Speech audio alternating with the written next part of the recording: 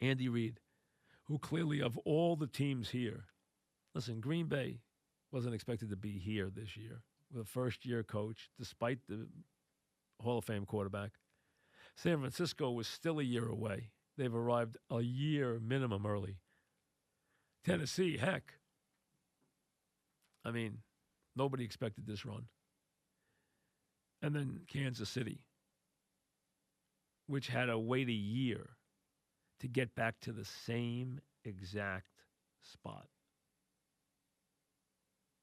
Last year, a D4 at offsides, as you know.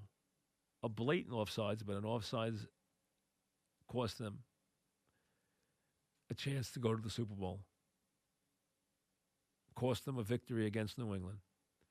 And they had to wait a year and go through all the offseason and go through training camp and go through a Mahomes injury and go through a Hill injury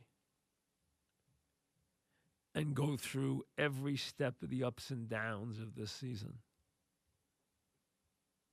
to get right back now to the same place they were a year ago in Arrowhead on a championship Sunday, 60 minutes from the Super Bowl, with Andy Reid, who is one Super Bowl win away from being remembered as one of the great NFL coaches because everything else is in place. He's been innovative. He's got an incredibly successful coaching tree. He has had brilliant success in the regular season in two different places. I mean, if you look at his career against Bill Cowher, his career is so much better than Bill Cowher's, except for one thing: Bill Cowher won a Super Bowl. Andy's won 4 divisions more. He's had 5 more seasons of double-digit wins. He's got 50 or 60 more wins. He has had a better career by far. He's won 200 games. He's won more games than any coach in history who hasn't won a title. If you look at the guys who have more wins than Andy on the all-time NFL list, every one of them has won a championship. Whether it's pre-Super Bowl or in the Super Bowl era, every one of them has a title. Andy's been to this game a bunch of times and had his heart broken. He went to the Super Bowl once and lost a 3-point decision. As we all know, is that weird thing that went on with Donovan McNabb, which is still to this day very hard to even understand what exactly went on. I still don't know.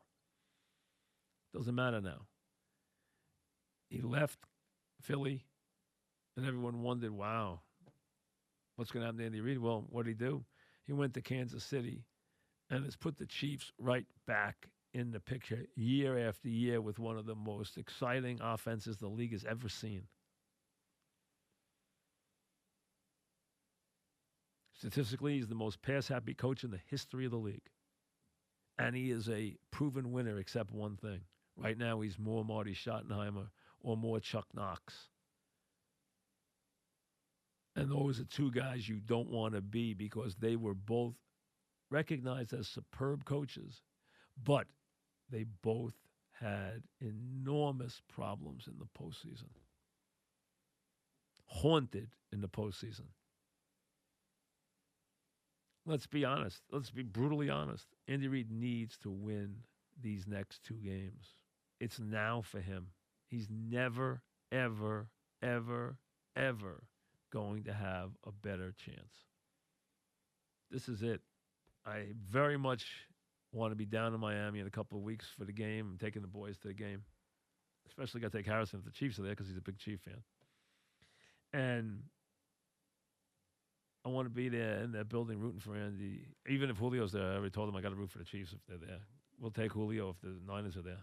So we'll have to, just deal with both. And Julio's got enough victories, so he can live through it if he loses the Super Bowl. He won't like it, but he can live through it. But it's now for Andy. He's had a lot of heartbreak in these postseason games. He had more last year. This is it. If it doesn't happen this year, honestly, I'm not going to believe it's ever going to happen. I'm not going to sit here next year at the same date and say, here it is. Here's his chance. Last year, I really thought this year would be there. I picked Kansas City to win the Super Bowl over New Orleans this year.